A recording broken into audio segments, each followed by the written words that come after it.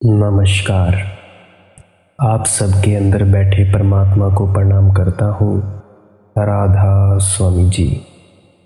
आज के सत्संग का विषय है कि सपने क्या होते हैं, सपनों की अवस्था में क्या होता है, सपने हमें क्यों आते हैं और सपने जब चल रहे होते हैं तो कौन सा विज्ञान घटित होता है।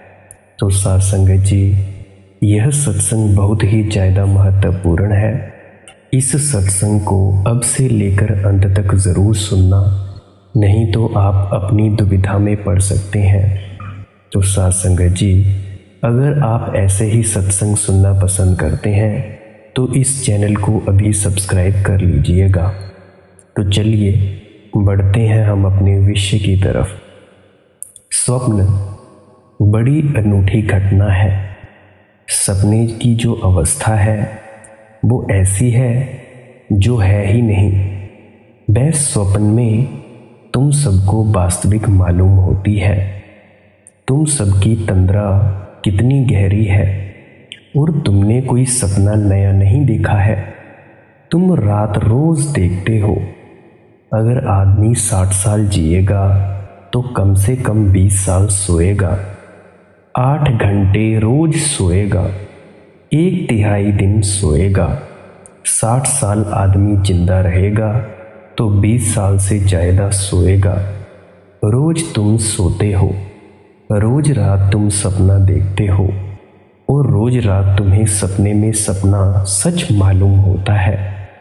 तुम्हारा होश बिल्कुल भी नहीं है। हाँ, पहली दफ़ा तुमने सपना देखा हो सच मालूम हो जाए, क्योंकि परिचय न था। क्योंकि सुबह हर दिन जागते हो और पाते हो कि सपना झूठ था। 20 वर्ष सोओगे, जाओगे, हर बार पाओगे कि सपना झूठ था। फिर से सोचोगे, फिर सपना सच मालूम होगा। तुम्हारा होश कैसा होश है? तुम सबका अनुभव कैसा अनुभव है? तुम्हारे जीवन में कोई भी संग्रहित होता है या नहीं होता? तुम्हारा ज्ञान निर्मित होता है या नहीं होता? एक बच्चा एक बार भूल करे तो हम कहते हैं चलो माफ़ कर दो। फिर दोबारा वही भूल करता है तो हम कहते हैं चलो बच्चा है। लेकिन तीसरे दफ़ा हम सोचने लगते हैं कि जब कुछ करना पड़ेगा। लेकिन तुम तो करोड़ों बार ही भूल कर चुके। रोज शाम को सोते हो तब तुम जानते हो कि रात जो दिखाई पड़ता है वह झूठा है। सुबह कर जानते हो कि झूठा है, लेकिन रात के 8 घंटों में सच हो जाता है तुम्हारे लिए ही। जो तुम्हारा जानना भीतर जाता ही नहीं। कांटा भी ज़्यादा चुभ जाता है, इतना भी तुम्हारा जानना नहीं चुभेगा। जानने की कोई लकीर ही तुम्हारे ऊपर नहीं बनती। महाभारत की कथा है कि 5 पांडव वन में भटकते हैं। वे एक झील के किनारे आए हैं। वे प्यासे हैं। छोटे भाई को भेजा है पानी लेने, लेकिन जैसे ही वह झुककर पानी भरने लगा, एक यक्ष ने, जो झील का मालिक था, उसने आवाज़ दी कि ठहरो। इस झील का नियम है कि जो मेरे 3 प्रश्नों का उत्तर देगा वही केवल जल ले जा सकता है, और शर्त है कि अगर तुम उत्तर न दे पाए या गलत उत्तर दिया तो तुम उस झील से जिंदा न लौट पाओगे। प्यासा था नकुल, भाई भी प्यासे थे, तो उसने कहा मैं राजी हूँ जवाब देने को, लेकिन जवाब दे न पाया, गिर पड़ा। दूसरा भाई आया, तीसरा भाई आया, 4 भाई लौटे नहीं झील से। तो युधिष्ठिर खोजने आए। चारों की लाश पड़ी है किनारे तक। हैरान हुए कि क्या हुआ। आवाज़ आई जैसे ही झुके पानी को कि ठहरो। जो तुम्हारे भाइयों के साथ हुआ वही तुम्हारे साथ हो जाएगा। चुनौती है, 3 सवाल है, जवाब दे दो, क्योंकि इन 3 सवालों के जब मुझे जवाब मिल जाएंगे तो मैं इस यक्ष की योनि से मुक्त हो जाऊंगा। यह मेरे लिए अभिशाप है। तो मैं खोज रहा हूँ जवाब, और जब तक मुझे जवाब न मिलेगा मैं पानी न पीने दूंगा, पानी पिया तो मरोगे, बिना जवाब दिए भागने की कोशिश की तो मरोगे, जवाब तो चाहिए ही, जवाब गलत हुआ तो मरोगे। युधिष्ठिर ने कहा, तुम पूछो तो। उसने पहला ही सवाल पूछा। वह सबसे महत्वपूर्ण सवाल है। वह उसने पूछा कि मनुष्य के जीवन में सबसे महत्वपूर्ण बात तुम्हें क्या अनुभव हुई। युधिष्ठिर ने कहा कि मनुष्य जानकर भी जानता नहीं, सीख कर भी सीखता नहीं, मनुष्य सीखता ही नहीं। कहते हैं यक्ष ने स्वीकार कर लिया कि यह मनुष्य के जीवन में सबसे अनूठी घटना है। कितना ही अनुभव हो, अनुभव का सार नीत इकट्ठा नहीं होता। कितनी बार तुमने सपना देखा, फिर भी तुम धोखा खाओगे। आज रात फिर सपना देखोगे, और जब सपना देखोगे तो झूठ सच मालूम होने लगता है। जिसको झूठ सच मालूम होता हो, हजारों बार जानकर भी उसके होश को होश कहोगे। वह प्रगाढ़ रूप से बेहोश है। सपना बेहोशी का लक्षण है, गहनतम बेहोशी का लक्षण है। सिर्फ मन भर बनी लकीरें और चित्र वास्तविक मालूम होने लगते हैं। असंगत घटनाएं भी सपने में सही मालूम पड़ती हैं। एक मित्र चला आ रहा है, सपने में तुम देखते हो।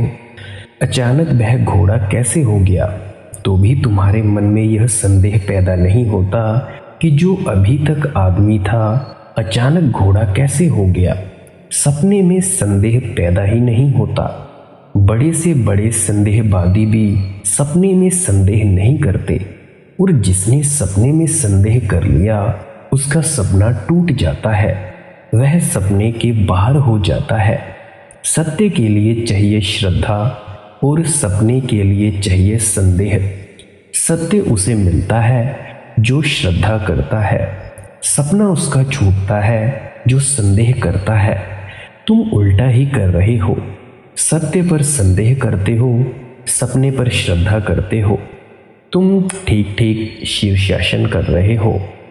पैर पर खड़े हो जाओ, सपने पर करो संदेह, और जिस दिन तुम सपने पर संदेह कर लोगे उसी दिन तुम पाओगे सत्य पर श्रद्धा करना आसान हो गया, एकदम आसान हो गया।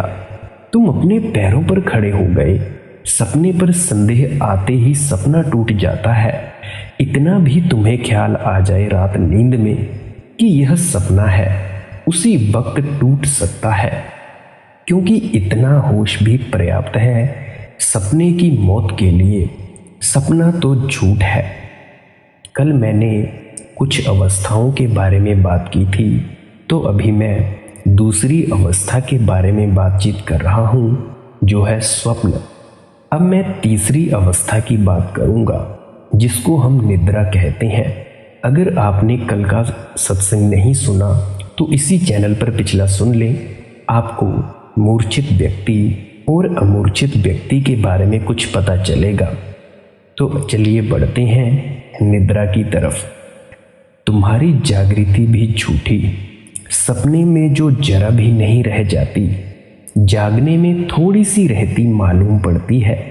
एक आभास, एक छाया, एक प्रतिध्वनि, लेकिन सपने में बिल्कुल नहीं रह जाती। जो निद्रा में तो क्या रह जाएगी। जब सपना भी नहीं रह जाता तब तो तुम ऐसे हो जाते हो जैसे सड़क पर पड़ी हुई चट्टान, तुम होते ही नहीं। तो निद्रा का क्या अर्थ है? निद्रा का अर्थ है सपना शून्य निद्रा। तब तुम होते ही नहीं, तुम्हारा होना बिल्कुल ही विलुप्त हो जाता है। दिया बिल्कुल ही बुझ गया। अब जुगनू भी नहीं टिमटिमाते। जागने में जुगनू टिमटिमाते थे, सपने में जुगनू थे, पंख बंद थे, टिमटिमाते नहीं थे। निद्रा में समाप्त ही हो गए। बंद पंख की जुगनू भी नहीं है। ये साधारण चित्त की अवस्थाएं हैं। मूर्छित चित्त की, अमूर्छित चित्त की क्या दशा है, तो चलिए जानते हैं। अमूर्छित चित्त की कोई अवस्थाएं नहीं है, क्योंकि अमूर्छित व्यक्ति कभी सपना नहीं देखता। अमूर्छित व्यक्ति को सपना हो ही नहीं सकता, क्योंकि जिसको होश है उसे सपना कैसे धोखा दे पाएगा, कैसे झूठ सच मालूम होगा। जैसे प्रकाश के जलने पर अंधेरा खो जाता है, ऐसे ही होश के आने पर सपने खो जाते हैं। अमूर्छित व्यक्ति, जागा हुआ प्रबुद्ध व्यक्ति सपने से मुक्त हो जाता है और निद्रा से भी। इसका यह अर्थ नहीं कि वह सोता नहीं, सोता है लेकिन जागा हुआ सोता है।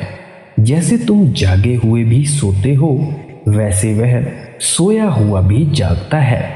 श्री कृष्ण ने गीता में कहा है कि योगी उस समय भी जागता है जब भोगी की रात है। जब भोगी सोता है तब भी योगी जागता है। इसका यह अर्थ नहीं कि कृष्ण सोते नहीं थे। शरीर तो विश्राम करेगा, शरीर तो एक यंत्र है, थकेला और विश्राम करेगा। और शरीर के पुनर्जीवन के लिए विश्राम बहुत ही ज़्यादा ज़रूरी है। बस शरीर ही सोता है, लेकिन भीतर का दिया जलता रहता है।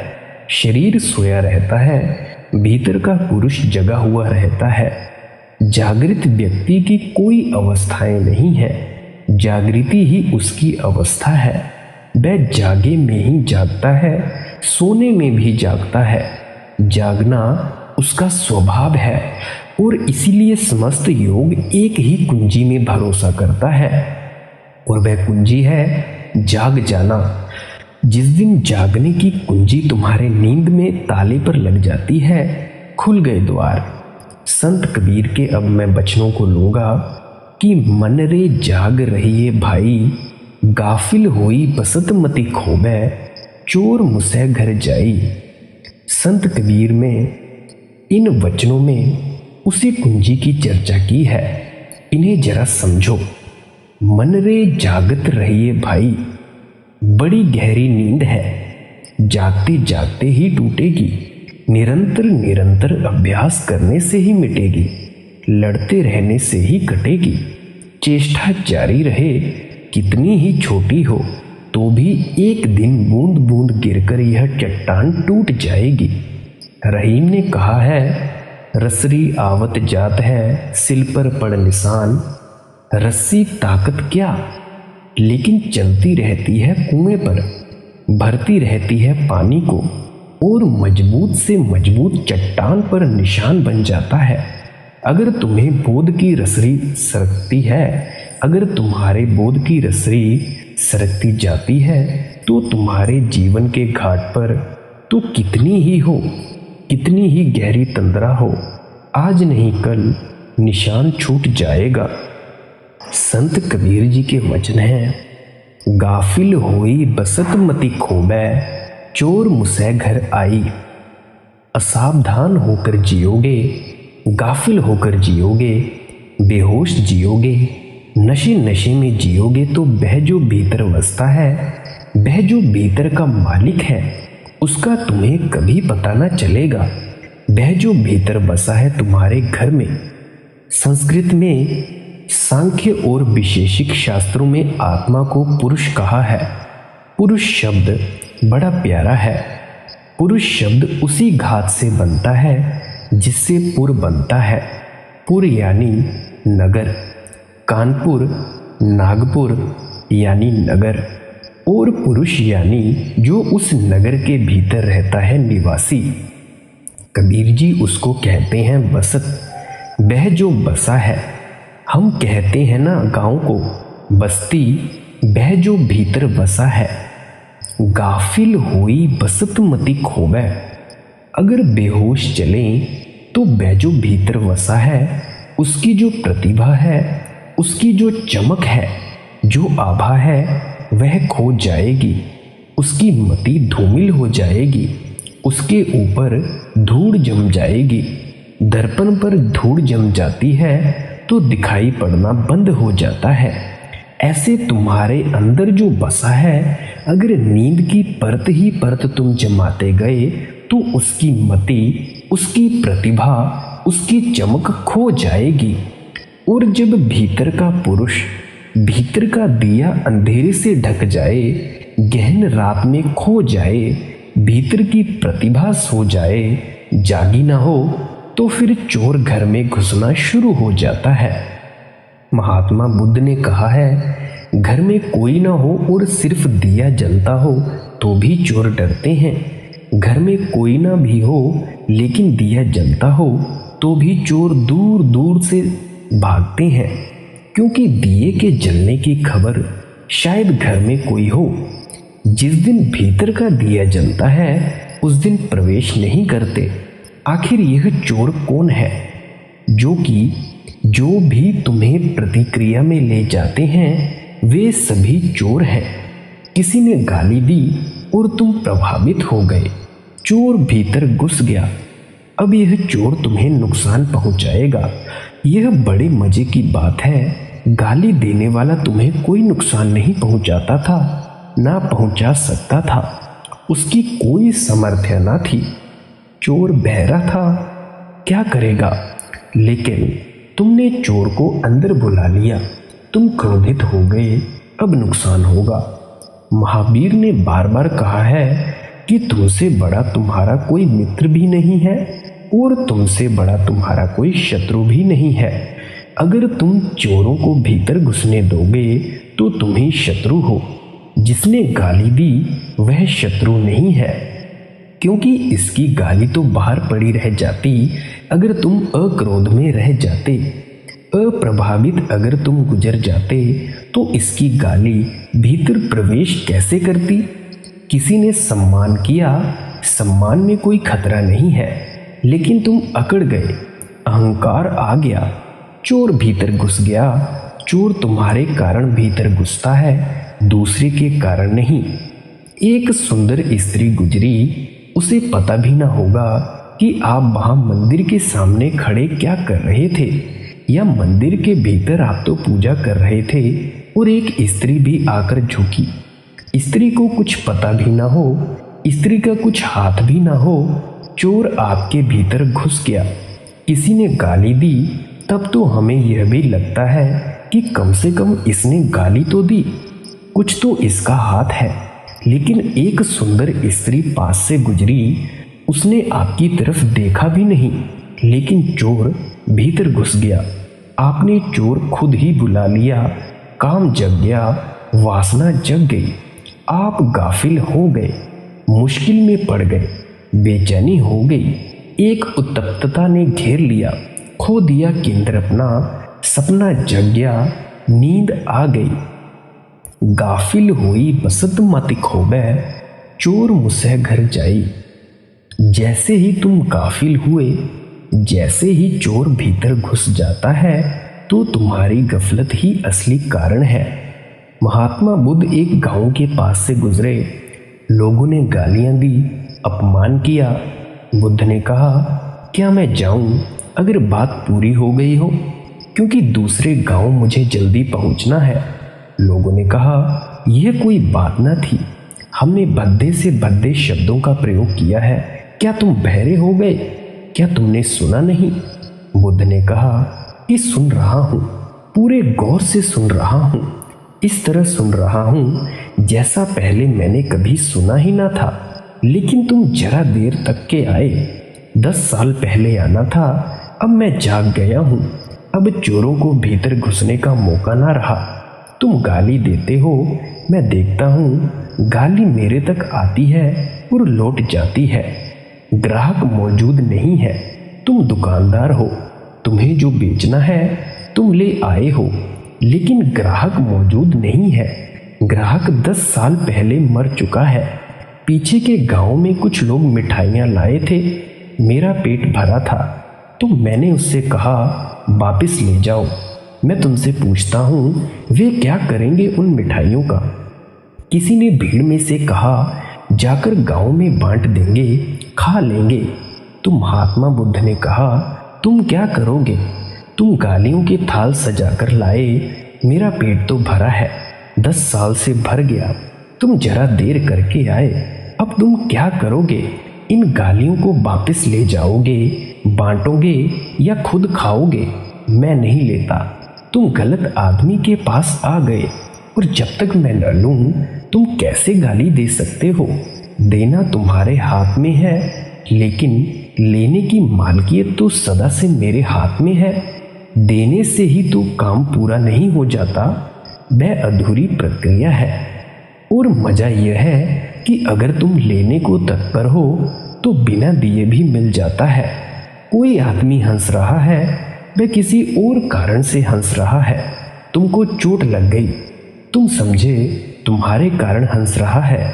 तुम्हारी अकड़ ऐसी है कि तुम सोचते हो दुनिया में जो भी हो रहा है तुम्हारे कारण ही हो रहा है। लोग हंस रहे हैं, तुम्हारी वजह से हंस रहे हैं। लोग धीरे धीरे गुपसुप बातें कर रहे हैं तो तुम्हारी निंदा कर रहे हैं, अन्यथा गुपसुप करके क्यों बातें करेंगे। जैसे तुम केंद्र हो सारे संसार के, कि जो भी यहाँ हो रहा है वह तुम्हारी वजह से हो रहा है। फूल खिल रहे हैं तो तुम्हारे लिए, चांद तारे उग रहे हैं तो तुम्हारे लिए, गालियाँ आ रही हैं तो तुम्हारे लिए, लोग हंस रहे हैं, मजाक कर रहे हैं तो तुम्हारे लिए। तुमने सारी दुनिया को अपने सिर पर उठा रखा है। जो तुम्हें नहीं दिया गया है वह भी तुम ले लेते हो। होश पूर्ण व्यक्ति, बुद्ध जैसा व्यक्ति वही लेता है जो लेना है। तुम्हारे देने का सवाल ही नहीं है, तुम्हारे न देने का सवाल नहीं है। बुद्ध मालिक है। गुलामी के दिन होते 10 साल पहले तो पता भी न चलता और गालियां ले ली होती। गाफिल हुई बसतमती खोबे, चोर मुसह घर आई। षट चक्र की कनक कठोरी, बस्त भाव है सोई। संत कबीर कहते हैं यह भीतर का, कबीर का, मनुष्य के अंतस्थल का विश्लेषण है। योग 6 चक्रों को मानता है जिनके भीतर छिपकी है तुम्हारी चेतना। ये 6 छठ चक्र तुम्हारे इस शरीर के हिस्से नहीं है। इस शरीर के भीतर जो छिपा है सूक्ष्म शरीर, उस सूक्ष्म शरीर के हिस्से हैं। यह 6 चक्र ऊर्जा के चक्र है। इन 6 चक्रों के कारण ही तुम ऊर्जावान हो। तुम्हें जो जीवन में शक्ति मालूम पड़ती है, उठते हो, बैठते हो, चलते हो, काम करते हो, फिर थक जाते हो, फिर शक्ति वापस लौट आती है इन 6 चक्रों के, इन 6 डायमेंशंस के द्वारा तुम्हारे भीतर ऊर्जा पैदा हो रही है। जैसे डायनामो पैदा करता है विद्युत को, जैसे तुम पानी से विद्युत को पैदा करते हो, क्या आप सभी ने उसको देखा? पानी में विद्युत छिपी पड़ी है, लेकिन उसे निकालने के लिए यंत्र चाहिए। पानी में विद्युत का प्रगाढ़ रूप छिपा है, लेकिन यंत्र चाहिए जिसमें विद्युत बाहर आ जाए और उपयोग में आ जाए। तुम्हारी आत्मा प्रगाढ़ ऊर्जा है, अनंत ऊर्जा है। जिन्होंने जाना उन्होंने कहा स्वयं परमात्मा से नहीं है, अनंत अक्षय उसकी शक्ति है। लेकिन उस शक्ति को सक्रिय बनाने के लिए भीतर 6 चक्र हैं। उन चक्रों के घूमने से, निरंतर घूमने से आत्मा की शक्ति शरीर तक प्रवाहित होती है। योग उन 6 चक्रों को जगाने की बड़ी चेष्टा करता है। जब वे 6 ही चक्र ठीक ठीक सक्रिय हो जाते हैं, तब जीवन में बड़ी ऊर्जा का आविर्भाव आता है। तब तुम अनथके जीते हो। तब तुम्हारे भीतर का एक बाढ़ होती है ऊर्जा की। तुम कितनी ही बांटो, बंटता नहीं। तुम कितना ही लुटाओ, लौटता नहीं। तुम देते चले जाओ और बहता चला जाता है। तब तुम्हारे अपार क्षमता हो जाती है। तब तुम्हारी दान कोई सीमा नहीं जानता। तुम प्रेम बांटो, प्रेम बढ़ता है। तुम ज्ञान बांटो, ज्ञान बढ़ता है। तुम जो चाहो, एक बार जे 6 चक्र ठीक से चलने लगे, तुम्हारे यंत्र सुनियोजित व्यवस्था से चलने लगे, तो तुम्हारे भीतर कभी भी बाढ़ का कभी नहीं आती। तब तुम कभी कृपण नहीं होते। इसीलिए आज तक कोई भी व्यक्ति जिसने भीतर की थोड़ी सी गंध पाई हो, कृपण नहीं पाया गया है। सारी मनुष्यता कृपण है। कृपणता का कारण है क्योंकि तुम्हें लगा है चुक जाएगा। जो तुम्हारे पास है वह इतना थोड़ा है कि तुम डरे हो, उसे बचाते हो। और बड़ी जटिल बात यह है कि जितना तुम बचाते हो उतना ही तुम्हारी षट चक्रों की प्रतिक्रिया कम हो जाती है, क्योंकि जब जरूरत ही नहीं रहती बांटते हो तो ज़रूर पैदा होती है। ज़रूरत पैदा होती है तो चक्र घूमते हैं, ज़्यादा ऊर्जा को लाते हैं। जब ज़रूरत ही नहीं रहती चक्र थिर हो जाते हैं, जंग खा जाते हैं, चलते ही नहीं। कृपण आदमी कमज़ोर हो जाता है, कृपण से ज़्यादा कमज़ोर कोई भी नहीं। लोभ कमज़ोर हो जाता है, दानी फैलता है, लोभी सिकुड़ जाता है। ऐसे ही जैसे एक कुआं है, तुम उसके भीतर पानी भर लेते हो रोज़, तो कुएं के नीचे झरने हैं, उन झरनों से पानी चला आता है। नया पानी, नए जल के स्रोत खुल जाते हैं। तुम रोज पानी उलीचते जाओ, नया पानी कुएं में आता जाता है, लेकिन कुएं का तल हमेशा वही रहता है। खींच लो कितना ही पानी, फिर कुएं में पानी भर जाता है और यह पानी नया होगा और नए डरने, नए झरने खुल जाएंगे। जितनी ज़रूरत होगी उतनी ऊर्जा बहेगी। लेकिन किसी कुएं में कंजूसी आ जाए या किसी कुएं के मालिक को कृपणता आ जाए कि इतना ही पानी है कुल, इसको खींचकर लुटा दिया, तो कुआं खाली हो जाएगा। कुआं कोई घड़ा नहीं है कि तुमने निकाल लिया तो खाली हो जाएगा। कुआं कोई मुर्दा नहीं है, जीवंत धारा है उसकी, वह नीचे सागर से जुड़ा है। कंजूसी मत करो, नहीं तो कुआं सड़ेगा, उसका पानी पीने योग्य नहीं रह जाएगा। और बढ़ता तो नहीं, उसके झरने धीरे धीरे बंद हो जाएंगे, उनकी ज़रूरत ना रहेगी, उन पर मिट्टी जम जाएगी, कंकड़ बैठ जाएंगे, कुएं का पानी सड़ेगा और झरने बंद हो जाएंगे। ऐसा ही होता है कृपण आदमी के जीवन में। जिस आदमी के जीवन में थोड़ी सी भी जागृति आती है वह बांटना शुरू कर देता है।